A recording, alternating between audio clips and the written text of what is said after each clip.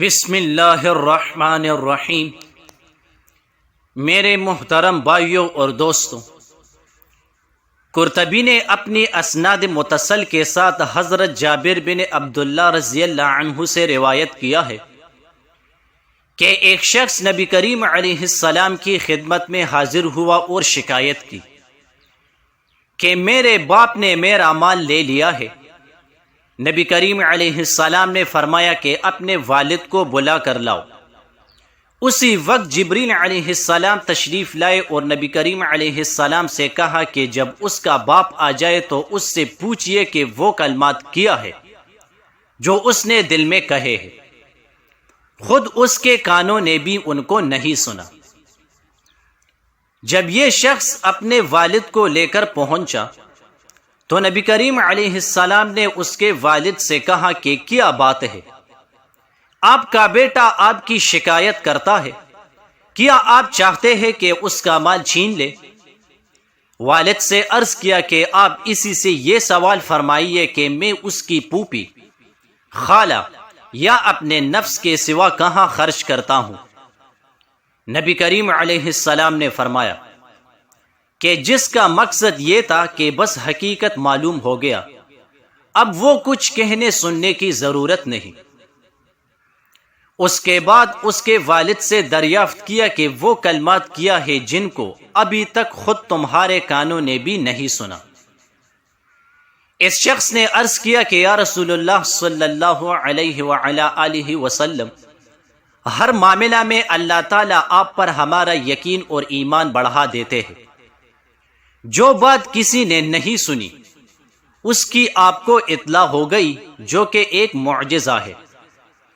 پھر اس نے عرض کیا کہ یہ ایک حقیقت ہے کہ میں نے چند اشعار دل میں کہے تھے جن کو میرے کانوں نے بھی نہیں سنا۔ نبی کریم علیہ السلام نے فرمایا وہ ہمیں سنائیے۔ اس وقت اس نے یہ اشعار سنائیے جس کا ترجمہ یہ ہے: میں نے تجھے بچپن میں غذا دی اور جوان ہونے کے بعد بھی تمہاری ذمہ داری اٹھائی۔ تمہارا سب کھانا پینا میری ہی کمائی سے تھا۔ جب تمہیں کوئی بیماری پیش آ گئی تو میں نے تمام رات تمہاری بیماری کے سبب بیدار اور بے قراری میں گزاری، گویا کہ تمہاری بیماری مجھے ہی لگی ہے، تمہیں نہیں، جس کی وجہ سے میں تمام شب روتا رہا۔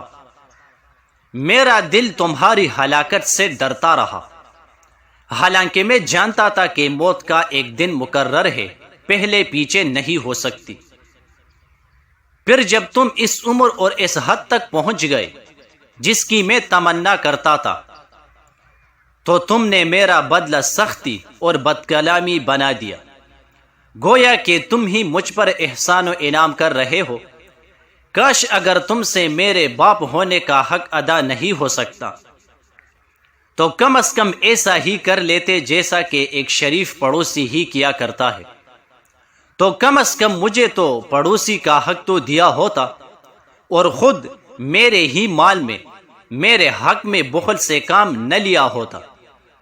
نبی کریم علیہ السلام نے یہ اشعار سننے کے بعد بیٹے کا گریبان پکڑ لیا اور فرمایا جا، تو بھی اور تیرا مال بھی سب تیرے باپ کا ہے۔ اللہ اکبر۔ 4 صفتیں اپنے اندر پیدا کیجیے۔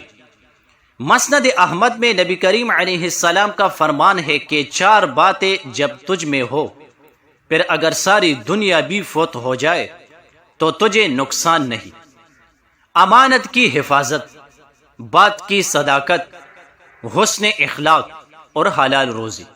جزاک